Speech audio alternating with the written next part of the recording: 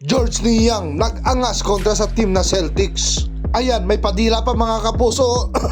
Excuse me po. Jason Tatum agad naman gumanti at tinanggalan ng angas si Niang. Step back sa Cubao, sabay 3, tapos kang Niang ka. Umuwi ka na.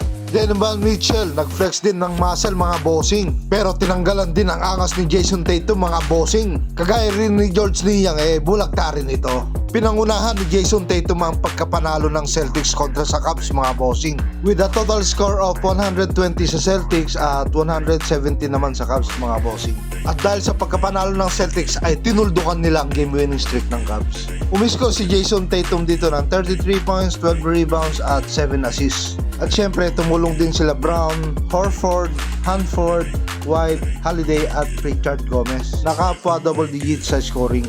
Step back sa Cubao, sabay 3, tapos ka dyan.